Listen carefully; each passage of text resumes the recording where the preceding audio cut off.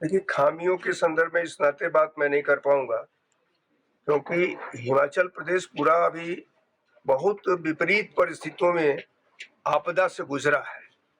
तो ऐसी स्थिति में सभी अधिकारी मिल कर के जो कार्य किए, कुछ न कुछ हर जगह आपदा थी।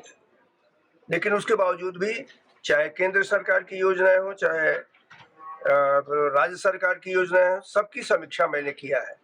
और मैं ये पाया हूँ कि काफ़ी काम हुए हैं, कुछ ज़रूर ऐसे हैं जो रह गए हैं, तो वह भी काम बजट की स्थिति में अगर होगा तो वो पूरा होगा, क्योंकि हमने जो देखा है उसमें केंद्र सरकार से अनेक योजनाओं के लिए पूरा का पूरा बजट यहाँ मिला है। लोगों ने इस बात को स्वीकार किया है। तो केंद्र सरकार के जो बजट मिले हैं, उसका जो अंश राज्य सरकार का होगा वह भी निश्चित रूप से मिल जाएगा, और फिर हम समझ रहे हैं कि काम पूरा हो जाएगा। यदि सर हम प्राकृतिक आपदा की बात करें तो आप काफ़ी एक्टिव रहे हैं उस दौरान और प्रभावित परिवारों से भी आप मिले, आप मौके पर भी गए, राहत और बचाव कार्य भी आपने देखा और जिला में जाकर समीक्षा बैठक भी कर रहे हैं। अक्सर कई बार हमने देखा है सर जब महामहिम राज्यपाल एक्टिव होते हैं, तो उन राज्यों में थोड़ी समस्या होती है जहाँ पर केंद्र में विपरीत सरकार हो, राज्य में कोई और सरकार हो, क्योंकि हिमाचल प्रदेश का एक उदाहरण भी रहा है कि पूर्व में जब वीरभद्र सिंह की सरकार थी, महामहिम राज्यपाल काफ़ी एक्टिव थे। लेकिन उन्होंने तो तत्कालीन सरकार ने उस वक़्त नाराज़गी व्यक्त की थी, उन्होंने भी इस तरह की बैठकों का आयोजन किया था। तो क्या लग रहा है सर कि वर्तमान सरकार और अब राजभवन के बीच में संबंध कैसा? मुझे लगता है कि अभी तक तो ऐसा माहौल बना भी नहीं है। मैं समीक्षा करने के लिए जब जाता हूँ तो उसमें राज्य सरकार को फायदा होता है, क्योंकि अधिकारी तेज होते हैं, कार्य करते हैं। उधर सरकार भी करती है, हम भी करते हैं, तो दोनों के बीच में अधिकारी अपनी तीव्रता के दिखा करके कार्य को पूरा करता है।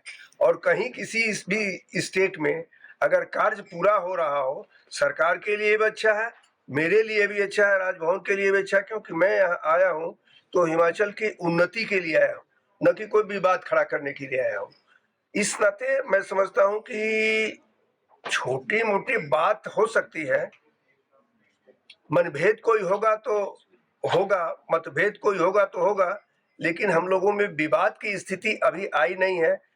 भविष्य तो मैं भी नहीं जानता हूँ कि अगर कोई बात अगर आई, लेकिन मैं अपने तौर पर अपने संवैधानिक दायित्वों का ही निर्वाह करूँगा। सर, आपने आज अधिकारियों से आग्रह किया है नशे के प्रचलन को रोकने के लिए, क्या आग्रह करेंगे सर? किस तरह देख रहे हैं इसको? देखिए, वो नशा तो ऐसा है जिसमें मुझे लगता है कि आपको भी पीड़ित करता है, और उस परिवार में जिसमें नशा किया जा रहा है उनको भी पीड़ित करता है। तो इस नाते हमको तो इसका पूरा तौर पर इंस्ट्रक्शन प्रधानमंत्री जी ने ही दिया था कि हिमाचल में जा रहे हो तो, क्योंकि उन लोगों के पास हमेशा रिपोर्ट रहती है, उनका हिमाचल में जा रहे हो तो निश्चित रूप से नशे पर काम करना। इस नाते आते ही मैंने इसको शुरू किया है। और मैं अब जैसे विश्वविद्यालय के कुलाधिपति के नाते मैं हूँ, मैंने अपने सचिव महोदय से इस बात को कहा है कि अब विश्वविद्यालय को इस बात का इंस्ट्रक्शन जारी किया जाए कि कोई भी प्रवेश होगा तो उस प्रवेश के साथ शपथ पत्र आएगा, जो भी लड़का प्रवेश लेगा, कि हम नशा नहीं करें, और नहीं तो फिर विश्वविद्यालय से दंडित करने का प्रक्रिया उसकी हो सकती है कोई, लेकिन निश्चित रूप से ये करेंगे, कड़ाई भी करेंगे, सहलाने का भी काम करेंगे, लेकिन हिमाचल से नशे को दूर करेंगे। सर एक और आपने राज्य सरकार से एक रिपोर्ट मांगी थी खनन को लेकर और नदियों के खनन को लेकर, तो उसमें राज्य सरकार की तरफ से क्या आया था कि खनन का कैसी स्थिति है? इस खनन के संदर्भ में जो मैंने रिपोर्ट मांगी थी उसको तो स्वयं मुख्यमंत्री ने भी अपने बयान में इस बात को कह दिया है कि कितने वैध है कितने अवैध है।